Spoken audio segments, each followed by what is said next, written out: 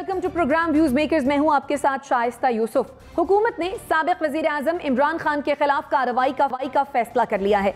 वजीर आजम शहबाज शरीफ का कहना यह है कि पाकिस्तान के कौमी इदारों के खिलाफ साजिशी बयानियां घड़ने वाला असल में मीर जाफर और मीर सादिक है। उन्होंने कहा कि इमरान खान का खिताब पाकिस्तान के खिलाफ साजिश है। एबटाबाद में रियासत पाकिस्तान आईन और कौमी इदारों को चैलेंज किया गया, जिस पर कानूनी कार्रवाई करेंगे। वजीर आजम पाकिस्तान ने कहा कि पहले इमरान खान ने पाकिस्तान की मईशत डुबोने की साजिश की, अब खाना जंगी कराने की कोशिश कर रहा है। अब सवाल यह है कि साबिक वजीर आजम इमरान खान के बयानात कानूनी तौर पर काबिल गिरफ्त हैं। इस पर डिस्कशन के लिए जो मेहमान हमारे साथ मौजूद हैं, तारुफ मैं आपसे करवा देती हूँ। हमें ज्वाइन किया है नासिर भाई साहब ने, नसीम सिद्दीकी साहब हमारे साथ मौजूद हैं, जुनैरा अजहर साहिबा ने हमें ज्वाइन किया है और हमें ज्वाइन किया है मुजम्मिल सोहरवर्दी साहब ने भी। आप तमाम मेहमानों के वक्त का बेहद शुक्रिया। NBC आपकी जानिब आऊँगी, क्या खान साहब की तकरीरों को साजिश कहा जा सकता है, या क्या ये इल्ज़ाम दुरुस्त है कि खान साहब कोई साजिश कर रहे हैं? देखिए, खान साहब बहुत दो टोक बातें कर रहे हैं और बहुत खुल के बात कर रहे हैं। उनको जो लोग जो बताते हैं, मुहावरे बताते हैं, वाक़यात बताते हैं कि टीपू सुल्तान से उन्होंने शुरू किया था और हमने कहा था कि टीपू सुल्तान को तो शहादत नसीब हो गई थी, उसके बाद उन्होंने वो सिलसिला बंद कर दिया। अब फिर किसी ने तारीख बताई होगी उनको सिराजुद्दौला की, एक बाकी रह गए शहीद तीतू मीर, उनका शायद नाम भी आ जाएगा। सैयद अहमद खान साहब बालाकोट वाले, वो शहीद किए गए थे, उनका नाम भी ग़ालिबन कभी किसी तकरीर में आ जाएगा। तो ये मेरा ख्याल है ब्रीफिंग उनको होती है कि कौन कौन हुर्रियत पसंद थे, कौन कौन आज़ादी पसंद थे, कौन कौन साम्राज्य के ख़िलाफ़ लड़े, किस किस ने आज़ादी के लिए स्ट्रगल की। लेकिन जिन अल्फाज का इंतखाब किया गया उन पर शक हो सकता है। मैं ये नहीं कहता कि उन पर साजिश का शक हो सकता है, उन पर शक ये हो सकता है कि शायद वो उन अल्फाज का इंतखाब इतना शानदार नहीं था जितना होना चाहिए था। एक मोटिवेटर को, एक जो मोटिवेट करता है लोगों को। खान साहब का अपना जो एक हिस्ट्री का बैकग्राउंड है वो मेरा ख्याल है कमज़ोर बैकग्राउंड है और उनको ज़्यादा पढ़ना चाहिए। उनको ये भी देखना चाहिए कि मीर जाफ़र और मीर सादिक इनके साथ क्या हुआ बाद में, और ये देखना चाहिए कि सिराजुद्दौला को भी शिकस्त हुई। ये सब वो लोग हैं जिन्होंने लड़ाई तो लड़ी लेकिन शिकस्त खा के बाद। खान साहब को जीत चाहिए, खान साहब को वो नाम चाहिए जो जीते, लड़े और जीते। नेल्सन मंडेला है और लोग हैं, बहुत लोग हैं। भुट्टो साहब का नाम भी ले लें आप कि भुट्टो साहब भी जीते, फांसी पाई उन्होंने, जीत गए वो, लेकिन असल और ज़िंदा हैं आज तक उनकी कब्र को वोट मिल रहे हैं। एक बड़ी बात ये है। लेकिन जहाँ तक ताल्लुक़ है गद्दारी के इल्ज़ामात का और इन इल्ज़ामात का कि ये साजिश हो गई, तो इसको बहुत ज़्यादा बेहतरीन तरीके से इन्वेस्टिगेट करना पड़ेगा आपको कि क्या है इसके पीछे, और इसके पीछे क्या वाकई कोई ज़हनी तौर पर एक ऐसी सूरत हाल है कि ये कुछ वो सोच रहे हों, जो उन्हें गुस्सा हो। ये हो सकता है कि गुस्से में वो बात कर रहे हों, ये हो सकता है कि उनको इस बात का गिला हो कि जो लोग उनकी हिमायत करते थे वो हिमायत तर्क कर चुके हैं, उन्होंने हाथ खींच लिया है। लेकिन आज की सूरत हाल में मैं जो सबसे ज़्यादा ख़तरनाक बात समझ रहा हूँ वो इमरान खान साहब की तकरीर है, ना शहबाज शरीफ की तकरीर। उसमें जो एक इल्ज़ाम है वज़ीर दिफ़ा की तकरीर में, वो है कि जौहरी प्रोग्राम कंप्रोमाइज़ करने की साजिश है ये। और ये मेरे नज़दीक ऐसा ख़तरनाक इल्ज़ाम है कि जिसकी बाकायदा तफ्तीश ज़रूरी है, जिसकी बाकायदा इंक्वायरी ज़रूरी है, क्योंकि कई हम पे हमले हो चुके हैं जौहरी प्रोग्राम रोकने के, और मुख्तलिफ तरफ से हमले हो चुके हैं। तो मेरा तो ख्याल ये कि एक बार इन चीज़ों को देख लें, ख़ासतौर से जौहरी प्रोग्राम को। बाकी गद्दार तो हम लोग वो कहते रहे, गफ्फार खान से पीर फजल हक जो हमारे वाकई शेर बंगाल थे, शेर बंगाल पीर फजल हक थे, टीपू सुल्तान नहीं थे, तो उनको भी अपने गद्दार का, अपने फातिमा जिन्ना को भी गद्दार का हमने। उसके बाद आने वाले बेनज़ीर भुट्टो साहब को गद्दार का, बेनज़ीर को हमने सिक्योरिटी रिस्क का।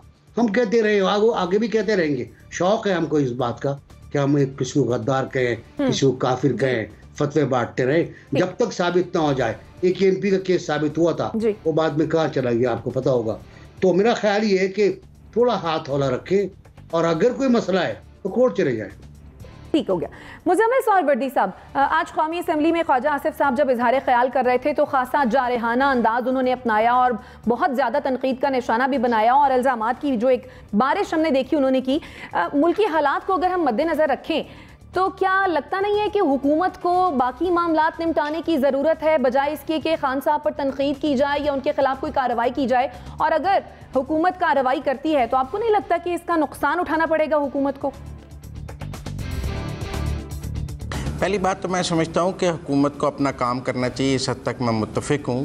اور ہم دیکھ رہے ہیں کہ اس حکومت نے کوئی ترجمانوں کی لمبی فوج نہیں بھرتی کی ہے, روزانہ وزیر اعظم کوئی ترجمانوں کا اجلاس نہیں کرتے, کوئی پریس کانفرنسوں کے انبار نہیں ہیں روزانہ اپوزیشن کو گالیاں دینے کے لیے. تو ایک فرق تو آیا ہے گورننس کے سٹائل میں جس کو آپ کو فیل کرنا چاہیے. قومی اسمبلی تقریر کرنے کا ہی پلیٹ فارم ہے, وہاں پہ رائے عامہ اور ہر کوئی اپنی رائے کا اظہار کرتا ہے. اگر آپ قومی اسمبلی کی تقاریر پر بھی پابندی لگا دیں گے تو پھر قومی اسمبلی کو تالا لگانا پڑے گا.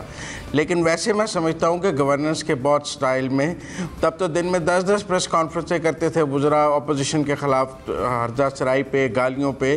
تو اب تو ایسا نہیں ہے, اب تو اکیلے عمران خان صاحب ہی روز کر رہے ہیں, اور پھر ان کے پاس بھی اب وہ سارے ترجمان سارے غائب ہو گئے ہیں جو حکومت میں تھے. بیچارے اکیلے فواد چودھری اور حماد اظہری رہ گئے ہیں. مجھے تو باقی ساری پی ٹی آئی غائب ہی نظر آ رہی ہے, میڈیا سے بھی اور عام گراؤنڈ سے بھی. لیکن میں جو اصل سوال ہے اس کی طرف آنا چاہتا ہوں. دیکھیں, خان صاحب کی پالیسی ایک ڈبل فیسڈ پالیسی ہے. مطلب اس میں وہ ڈبل فیسڈ ہے. ایک طرف وہ کہیں گے نیوٹرل جانور ہے, جب اس پر سب کہیں گے کہ آپ نے اسٹیبلشمنٹ کو کہا ہے, وہ کہیں گے نہیں میں نے اسٹیبلشمنٹ کو نہیں کہا. پھر دوسرے دن وہ کہیں گے کہ جنہوں نے غلطی کی ہے وہ سدھار لیں. جب کہا جائے گا کہ آپ ان کی طرف کہہ رہے ہیں کہ نہیں میں ان کی طرف نہیں کہہ رہا.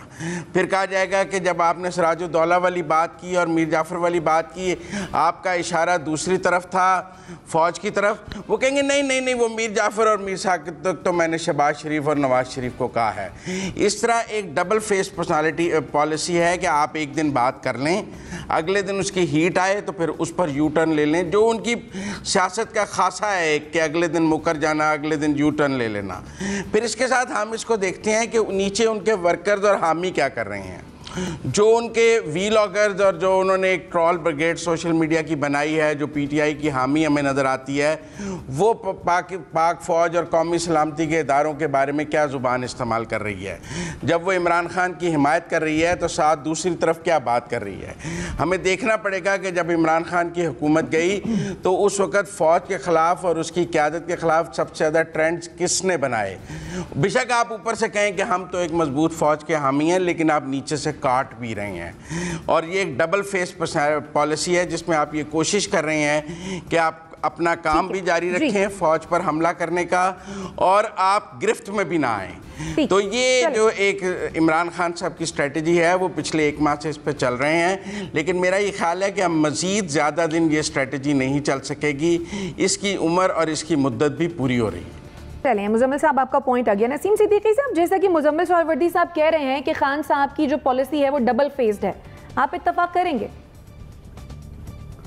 یہاں پہ تو سب کی ڈبل فیسڈ ہے. جس طرح مزمل صاحب ابھی فرما رہے تھے کہ ترجمانوں کی فوج نہیں رکھی شہباز شریف صاحب نے, تو انہوں نے ملزمان کی ایک فوج رکھ لی ہے. اس کے بعد ترجمانوں کی کیا ضرورت رہ جاتی. کہتے کوئی بیان نہیں آتا. آپ دیکھیں رانا ثناء اللہ جو ہے وہ صدر اور گورنر پنجاب کے اوپر گولہ باری کر رہے ہیں. مریم اورنگزیب روزانہ بات کرتی ہے, ادھر عطا تارڑ کرتے ہیں, احمد صاحب کرتے ہیں. کون نہیں کرتا, سارے تو بول رہے ہیں. خواجہ آصف نے جس طرح لینگویج یوز کی, لیکن آپ دیکھیں قومی اسمبلی کا حال کیا تھا, کتنے لوگ بیٹھے ہوئے تھے وہاں پہ. تو یہ سارے ہی ڈبل فیسڈ ہیں. عمران خان صاحب کی بات کرتے ہیں, ان کو اداروں کی طرف اشارے کنائیوں میں بھی بات نہیں کرنی چاہیے. میں اس کو رد کرتا ہوں, اس طرح نہیں ہونا چاہیے. ہمارے دشمن خوش ہوتے ہیں اس بات سے, لیکن دوسری طرف انہوں نے تو اشارے کنائیوں میں بات کی. تو گجرانوالہ میں تو کس نے تقریر لے کے باقاعدہ نام لیا گیا سپہ سالاروں کا اور دوسرے D G I S I اس وقت کے جو ہوتے تھے. تو بات یہ کہ سب کی ڈبل سٹینڈرڈ ہے. ہمارے جو تجزیہ کار ہے نا, انہوں نے کانوں میں روئی اور آنکھوں کے اوپر پٹیاں باندھ لی ہیں. آج ڈالر 190 روپے کا ہو گیا ہے تو کسی کو نہیں نظر آ رہا. تو یہ کیا ڈبل سٹینڈرڈ نہیں ہے؟ مہنگائی اسی طرح بڑھتی جا رہی ہے, پیٹرول بڑھانے کی بات